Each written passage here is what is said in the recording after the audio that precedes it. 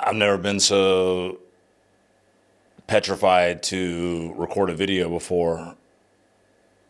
I've never been so scared inside and yearn for what I have in my heart to come out perfectly because my heart fucking aches. It's like, what the fuck is going on in this world right now? Another example, being human. That's what I call the podcast, being human. And to look at humans dehumanizing other humans to justify acts of fucking atrocity. And now I have to fucking check the boxes. Number one, this is a sensitive ass time.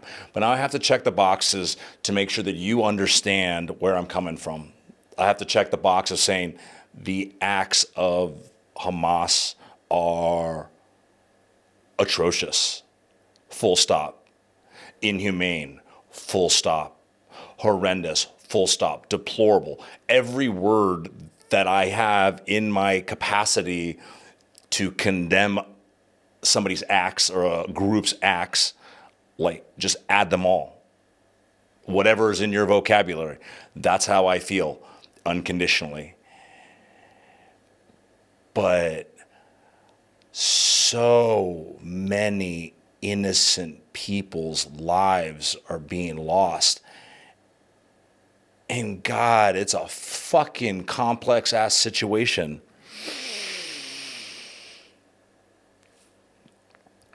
And I just see a divided world. And I think to myself, number one, I'm privileged. I'm privileged and I'm entitled that I get to make a choice. Do I want to say anything? And in the last 24 hours, let's call it, I gave myself three choices. Choice number one, I'm going to delete Instagram and not watch YouTube for 2 weeks. I have the privilege to do that. I can put my head in the fucking sand. I can do that. Number two, I'm going to go do the let's post the meme and story game. Here's an article. Oh, look at what this happened. Yada, yada, yada, whatever that might be. I can do that. Or I can speak on it. And I'm no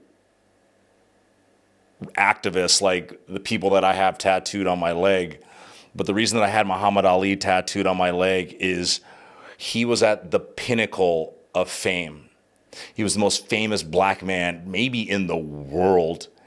And he believed in something and he stood up for it. And the whole world turned their back on him and put him in jail. And I used to think, I'm like, I hope that I'm not in one of those dare to be great situations where I'm going to have to give it all up. And I'm not even saying that this is it.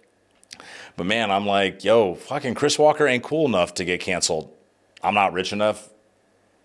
I haven't done enough to just all of a sudden have the whole world start hating me. And that's the story that I have in my head of why I'm so scared that I'm literally shaking in my hands to even begin to talk.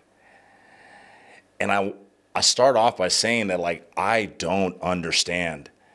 I got called anti-Semitic today. And I can't really be anti-Semitic because I am so confused as to how anti-Semitism exists. I'm confused. I'm like, what did the Jews do to kind of have a series of, at least how I understand history, really tough things? What was it about the Jews that made them not be able to own land in feudal Europe? What was it that caused the Holocaust, World War II?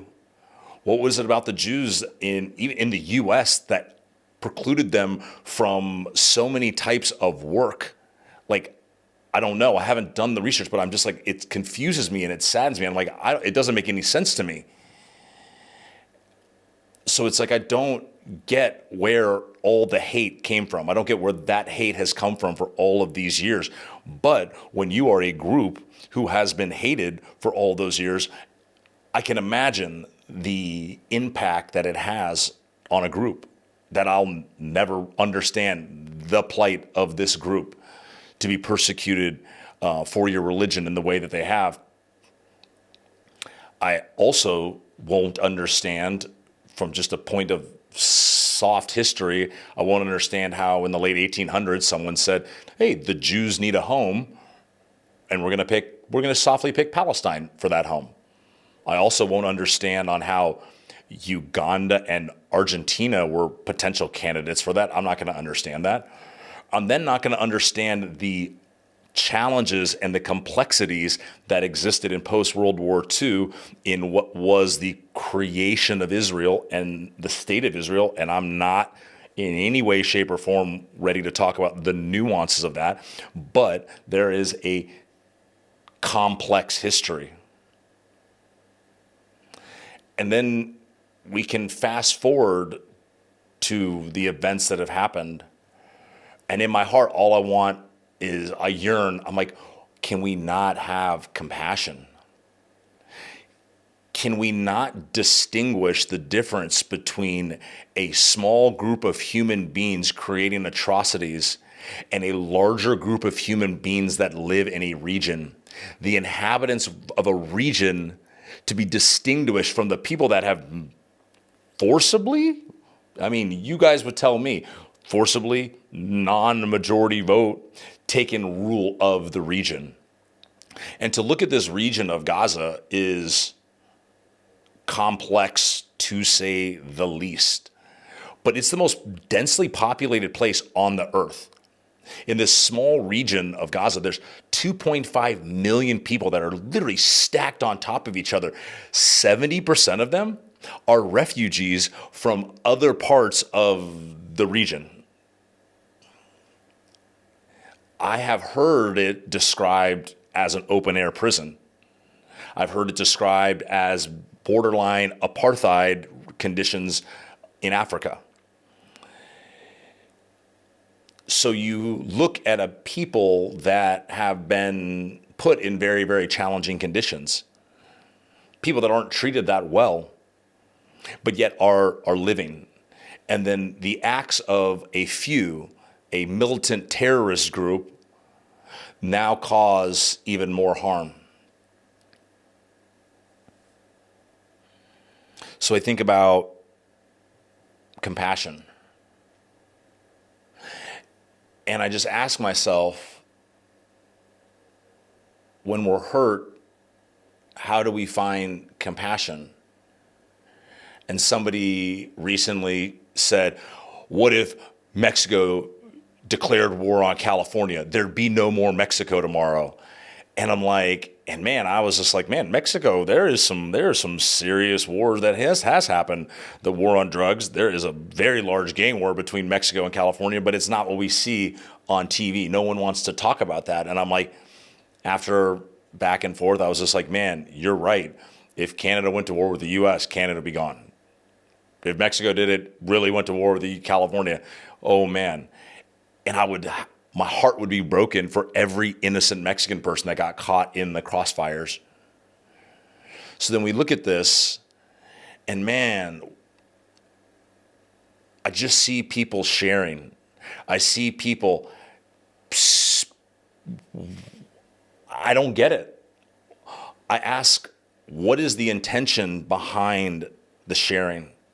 Because as the media creates more and more content that is, look how bad this was, we will protect ourselves, and then all that doesn't bring back lost lives. That doesn't bring back, I don't know, what does it change? But what it does do is it does justify the retaliation and the mass slaughter of innocent people on the other side. So I have a heartbreak for both.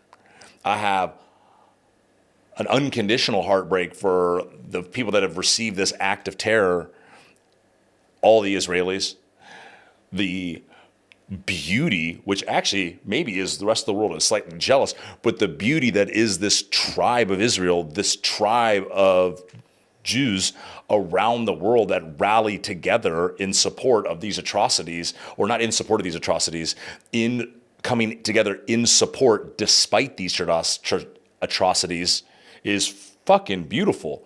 But as we share all this, what are we sharing?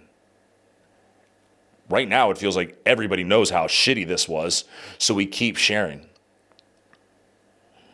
And as we keep sharing, are we now allowing the powers that be on another side to justify their atrocious acts?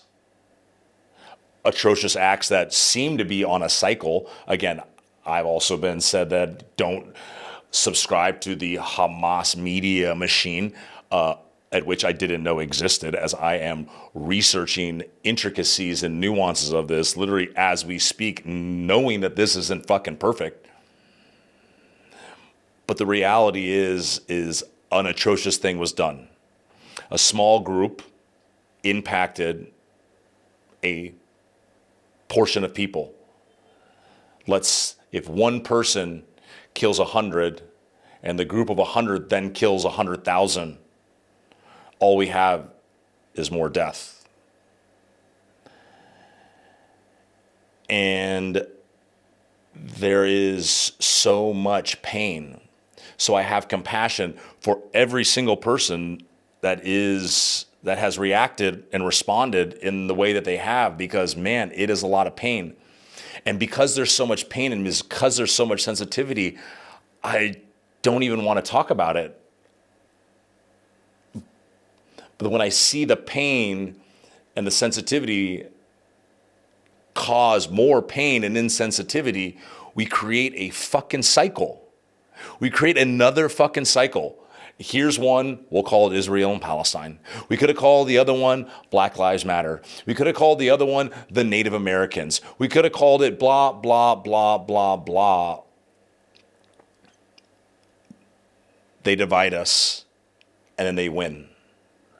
I don't know who is, and I'm not going to pretend that, and this is not the time to talk about a conspiracy theory. But as we are divided, we lose.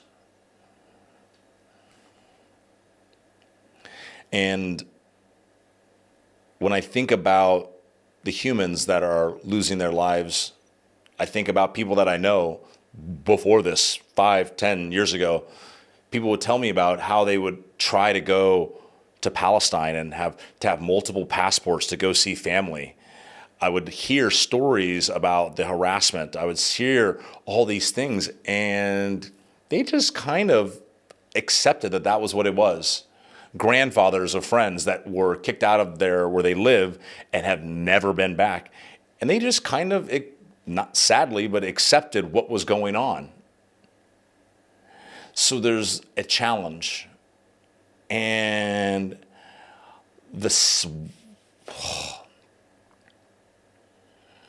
another unacceptable thing that is out there is what I've seen postings of are people that are now, we'll call it pro-Hamas. And that's unacceptable. I'm not condoning it. To be on the side of somebody that commits so many atrocities is condemnable. But to take one moment to just think about why that person is doing what they're doing. Not to say that it's right, because it's not. But to ask yourself, why are they pro that? And to just take a moment to think about how much hurt they may have been caused, or their family may have been caused, and a yearningness for some sense of freedom. Just as right now there is a yearningness on one side to destroy in vindication for all that Hamas has done, there's people that have been hurt for years, decades, and they're hurting too. So with all the hurt that's happening, there is a choice to just continue a cycle, keep it going, or there's a choice somehow to find a way toward love and compassion. And I don't know how this gets done at the higher levels, but on an individualistic level, can you mourn for what has been lost without causing more loss. I didn't even realize how connected I was to human beings that are Israeli. Actually, a friend of mine in Bali was the first one that made light to me, and this is 2 years ago, about missile strikes that were hitting apartment buildings 2 years ago.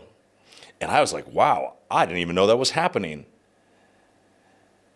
And so we realized that nothing we're really going to see is ever going to be a complete story. But if we take loss to justify more loss, when does the cycle end? When does the cycle end? For as a human, to look at another human, as we are both this thing that we'll call humans,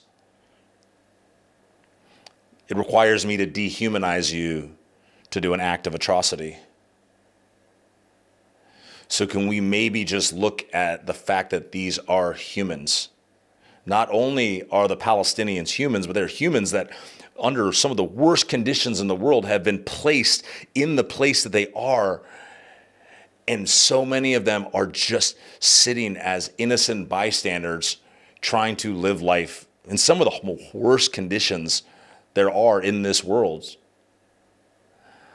But I come back. If you allow a loss to justify a greater loss, where does the loss end? And whatever justification, whatever feeling on the fucking inside that there is about the events, is it really going to solve the problem? Is it going to solve the loss in your heart? I had a cousin who was in a gang. He tried to leave the gang, and the gang went up, found him, and shot him. And I remember seeing my aunt at the funeral, looking at all the guys in his gang who may or may not have been in charge of killing him, and she just wept. "You killed my baby. You killed my baby," is what she screamed. And now, in retaliation for that, if they were to go shoot up an entire neighborhood, all there is more loss. But has any problem been solved? My cousin wasn't going to come back from that. He was gone. But we are going to do it the way they do on the streets or something like that. I don't fucking know. But it's not bringing anybody back, and all it's doing is causing more loss. So, man, I look at a gang war in a bad neighborhood in the U.S., and now what are we going to do? Just put this on the scale of a country? And instead of a few guns, we're now talking about missiles? So I share this to share it. Oh my God. I shake as I share it. I'm scared. And I guess I just hope that in times of supreme conflict, we can find compassion.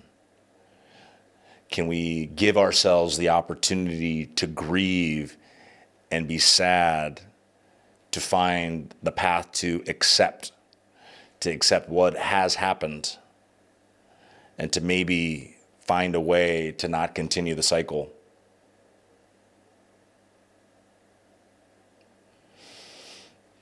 Thank you for listening.